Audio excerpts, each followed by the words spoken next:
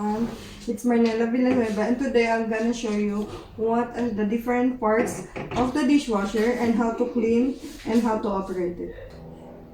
A dishwasher is undoubtedly a great addition to every kitchen. Not only it is useful after a big meal or a party, it is also makes everyday washing up a lot easier. The first thing we have to do is make sure that machine is empty.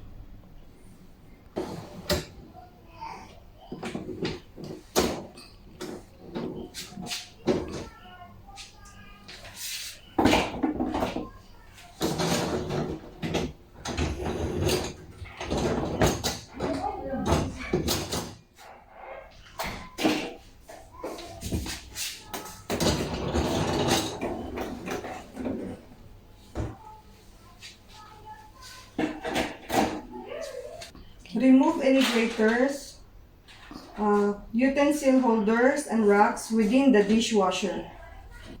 Remove any graters, filters, or other parts that can be removed from within the dishwasher. The different parts of the dishwasher. Pause. This is the heating element, number 1. Number 2 is the detergent dispenser. Number 3, this is the control pad. And these are the rocks. These are the spray arms. And this is the door latch. And this is the circulation pump or motor. And this, the last part, the filtration system. Focus on. Wipe the outside of the door with lukewarm water and cloth to remove any fingerprints that may have been accumulated. So we have to wipe this first. We have to start outside of the dishwasher.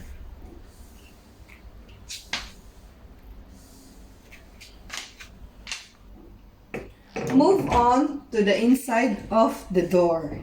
Using a small amount of liquid soap and hot water to remove any build-up grease and stains. Mix 1 part of vinegar with 5 parts of water to create a great dishwasher cleaner. So this is our vinegar. And this is our hot water with soap solution. Soak the cloth into the solution and wipe the inside part of the dishwasher.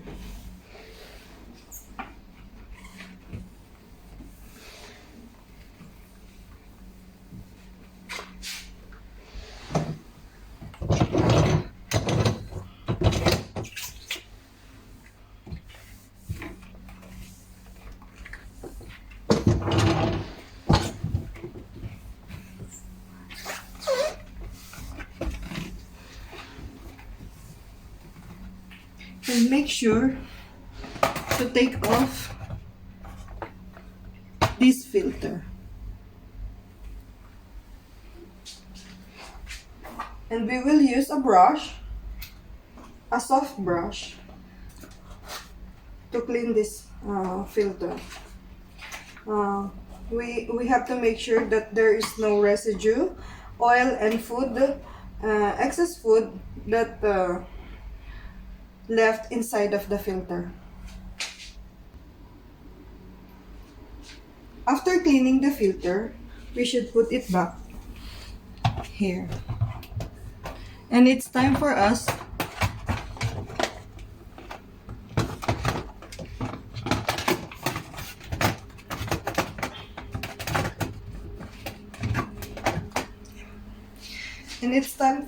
to put all the racks inside the dishwasher. As you can see, our rocks is already dry. A while ago, I already brushed it with a solution of vinegar, lukewarm water, and the soap. Now it's already dry, so it's time for us to put it inside the dishwasher.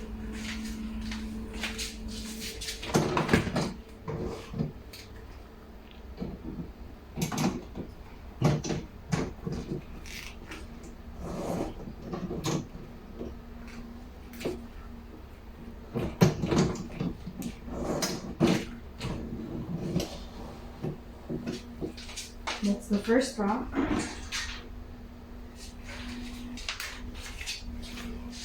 This rack is for the utensils.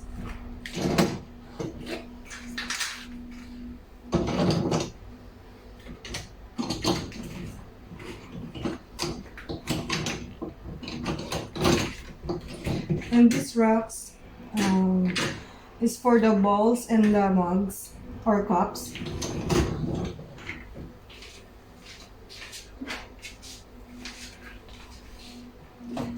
And our third rack is for the big plates and bowls. And that's it. We already cleaned our dishwasher. So it's time for us to give our dishwasher a deep cleaning cycle. So we have to put our soap here in the dispenser, and so we have a bowl here with water and vinegar solution. We will put this inside the racks, and then we will put the soap inside the dispenser, and we will turn it on for 2 hours and 10 minutes. So we'll gonna be sure that it is very clean. Once again, this is Marnila Villanueva, and this is my demonstration about the proper cleaning of the dishwasher. Thank you so much. I hope you like it.